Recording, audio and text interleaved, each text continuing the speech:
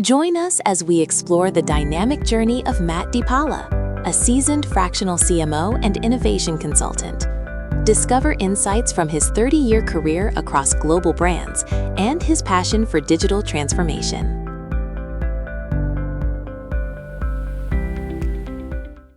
I spent about 30 years in the agency business, working on everything from, Netflix to Google to Four Seasons to a bunch of automotive brands, a bunch of financial brands, and having a lot of fun along the way. I worked the gamut. I started in PR, and then made the switch to digital back in the beginning of the dot-com bubble. I always joke, one of my first assignments, I had to convince people to sign up for free email with Hotmail before Microsoft even owned Hotmail. Had to convince banks customers to go from telephone banking to online banking. So like really early days, like even before Google existed. That's just to date myself on that. Like I said, I started kind of digital transformation, and then moved through the branding and marketing side, having worked for a lot of the big marketing agencies like the Leo Burnett's of the world, the BBDOs, the DDBs, and then always fell back on always came back to digital and innovation. So whether it was a critical mass or huge as well, and then increasingly, while I was mostly based in Toronto for about most 20 years of that time, it was in global roles. And I think we were able to do great work on a global basis, which really helped me broaden my access to different sectors, different geographies, different communities, and really grow my experience. And then a couple of years ago, made the switch to social impact and started working on environmental work, health education, food and agriculture, but at the same time continued doing a lot of advisory and fractional work in the private sector.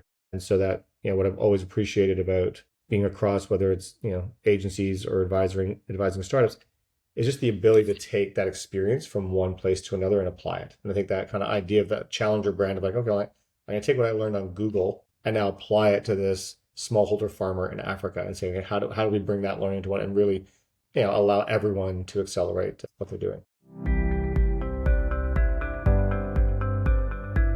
So, on the branding front, whether it's big or small, there's a lot of consistency. I think the miss that a lot of people make is they think of branding as just visual. I need a new logo, I need a new color palette, I need to refresh my website or whatever that is. But the root of it is there's three areas. There's a visual element, like how do you look in the world? How does the design come to life? We got to take a step back on like, okay, what are your values? What does the brand stand for in the world? And then how does that show up visually? How does that show up in messaging? How does that show up in how you behave? And that behavior piece is massive, especially as you get bigger, because that's where it gets a little inconsistent if you're not maintaining it properly. So behavior is how you behave with your employees, but here's also how you behave with your customers. And I think all those interactions and those problems that you solve in the world are all brand. And really understanding the cliche Simon Sinek, why you exist in the world, is a through line regardless of whether you're big or small. And I think, on the large end, what happens is, you see some people do branding because they think, I no longer appeal to a younger generation. I need to refresh my brand to make it more current. But you really got to go one level deeper. So why don't you, what are you not connecting with in how you show up in the world? And really understand to see if it needs to manifest visually, if it needs to manifest in your experience, how else that looks. On the early stage, one of the things I'm most proud of probably in the last couple of years, I did some fractional work with Forest Carbon, which is a forest restoration company based in Indonesia. And so their business model is, we sell carbon credits to big brands that are trying to do carbon offsets that help us manage these forest restoration projects and basically take carbon out of the air. It's just a complex thing. I didn't think you need to do a really cool brand, but what they found, they went from managing one project to 5 projects in Indonesia, and then starting to get noticed to do other projects around the world. And in order to stand out in those investor meetings, they're like, we need a premium brand. There's a lot of controversy in the carbon credit market. Everyone used the color green, and everyone was saying the same thing, that our carbon credits are the best. So like, how do you show up in a way to prove that you can stand out from the other brands? And one of the unique things we found, which is super exciting, was when a forest starts to come back to life, the wildlife also comes back. So there's a visual, you can look like satellite imagery visual, you can look and see the forest regrowing, but you can also hear it. And so we created this really vibrant, so we stayed away from green, this vibrant, lively brand that it was optimistic, it was hope. it was also rooted in science. And we used the science of listening to the forest and the animals that were previously almost extinct, now coming back to life, and then creating visuals of those animal sounds. And so that when they went to market with that, the chief revenue officer who's out there trying to do these deals, it's been so easy for him to close deals because they're so recognizable now. It's been such a memorable piece, the audio, the sonic part of the branding. And now it's integrated in how they measure it, like how they work now as they go into those. They record everything. It's just become a part of their business, which has been great. I think performance marketing, there's a time and a place for that. I think there are brand companies who don't look at ROI at all. And there are performance companies that don't look at brand at all. And finding that balance of the two, you need to understand as a marketer where that organization is in its journey. And we talked a little bit like if you don't have a seat at the table as a marketer to understand where the company is at, you don't understand what the board is expecting, what demands are on them, what unlocks the next round of funding. And sometimes it's just you need to hit the numbers. And so I certainly see people who come in because their background is one thing. You get that resistance because they only talk in one language. They'll talk branding language or they'll talk performance language. Context of where they're at in their journey so that you know which toys to pull out of the toy box. Stage startups, they need to show movement. They need to show movement on the numbers. So performance marketing plays a large role in that. However, there's a point in time where the performance-based tactics, you optimize yourself out of growing and you kind of plateau. And at that point, it's like, okay, so what's the role of the brand to now take us to that next level? And conversely, it's like you can do great brand work, but it has to be driving results. And so I think the resistance comes from not understanding or asking the right questions to understand where they're at. And also to give the CEO the right language to talk to their board saying, okay, we need to do this. And I think, the Forest Carbon was always a great example because they did the performance marketing up to a certain point, but they recognized in the marketplace that there was so much controversy around carbon credits, especially around the, how results were being measured. They needed to find a way to stand out, and they did. And they're like, we needed to, we talked to the boards like we needed the brand to be a premium brand in order to get the luxury brands and the Microsofts and whatnot to give us millions of dollars in carbon credits. We need to play at a level that we are seen as a premium. And so, it's understanding where you are in that journey. And if you don't have that context, you're going to get pushed back.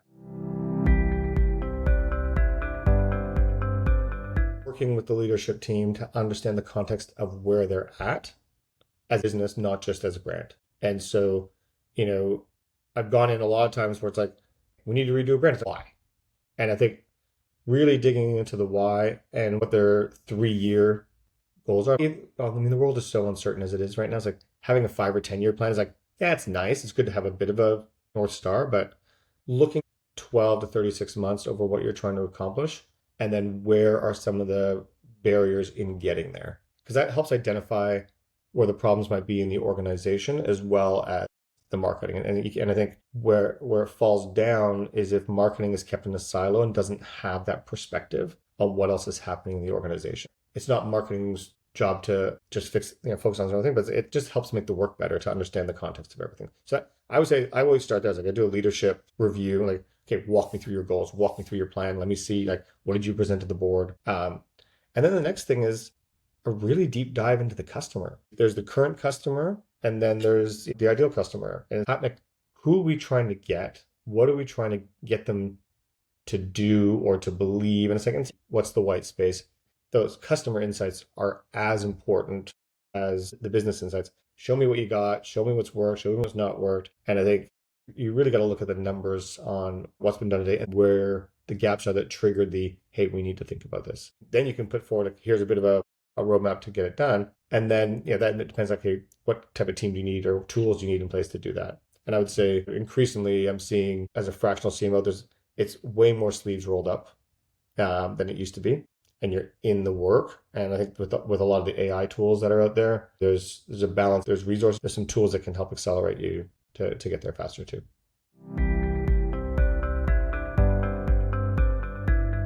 It all depends on the urgency in which an organization needs to move. But I mean, in an ideal world, I always like to do a 30, 60, 90-day construct.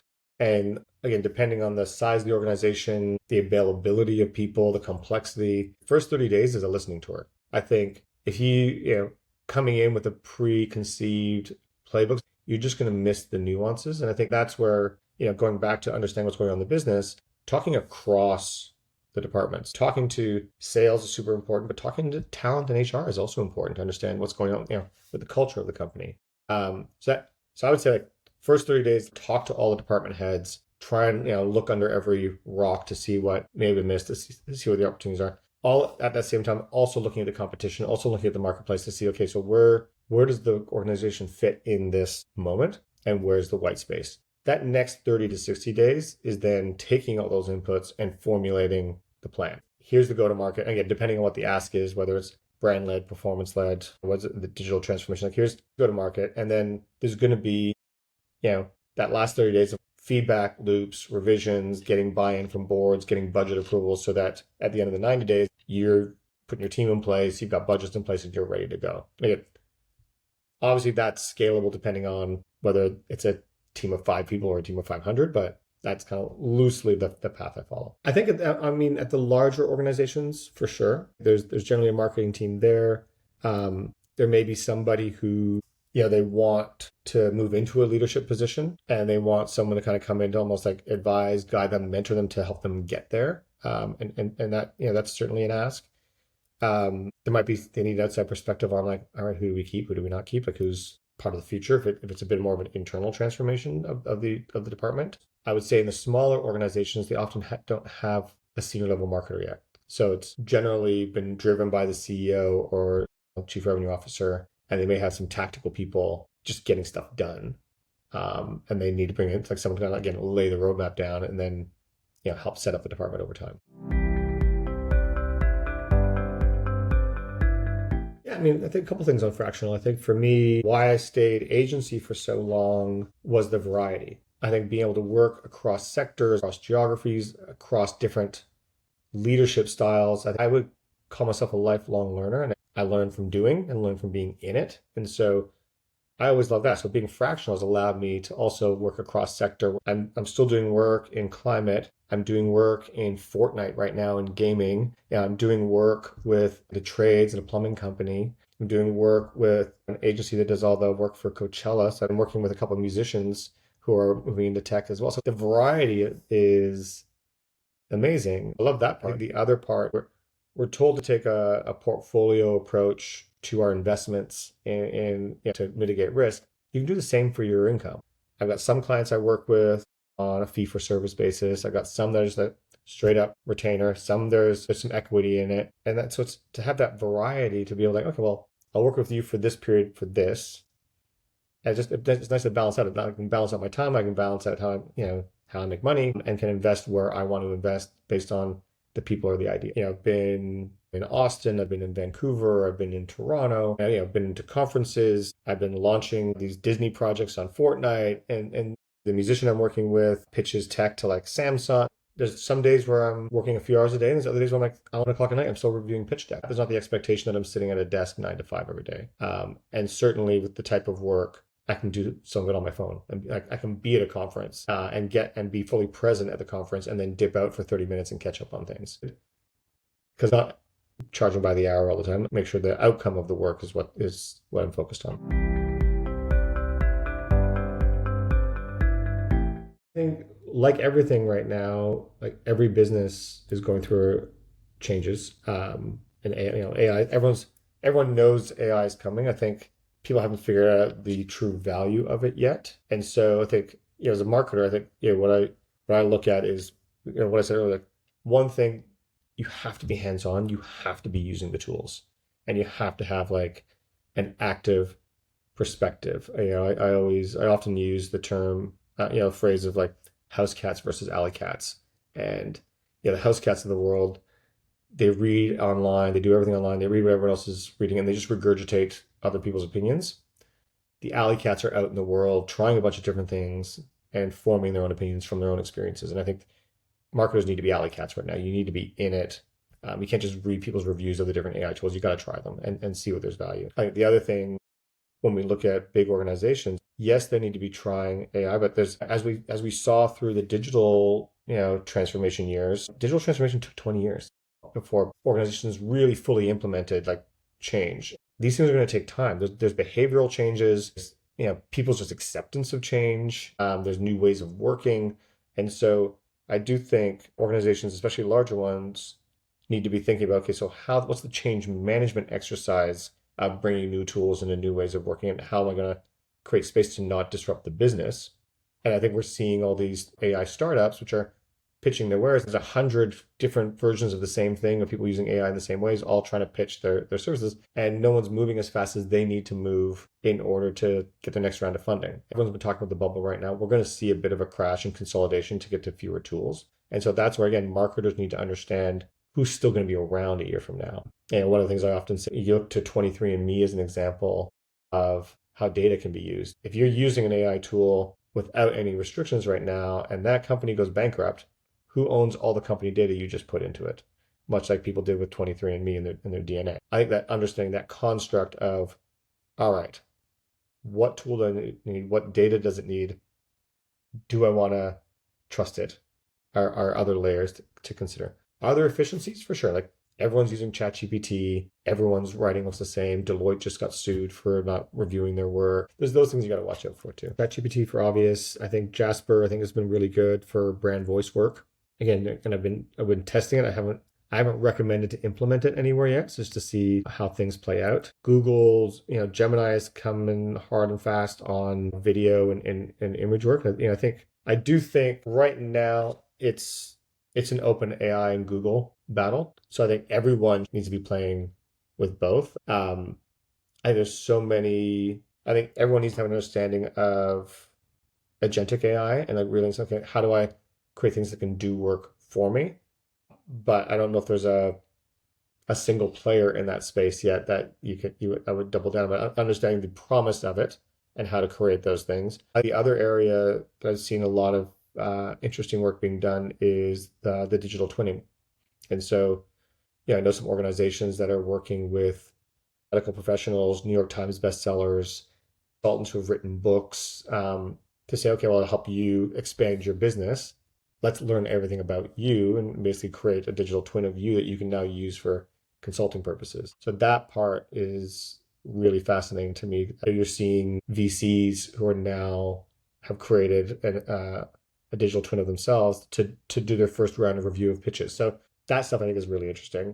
The same way we saw going from print to digital, we're going to see that again in AI and find more efficiencies in the production side of marketing. That's going to happen. I'm not really a big believer in pushing to lose jobs because I like humanity. I like people to have work.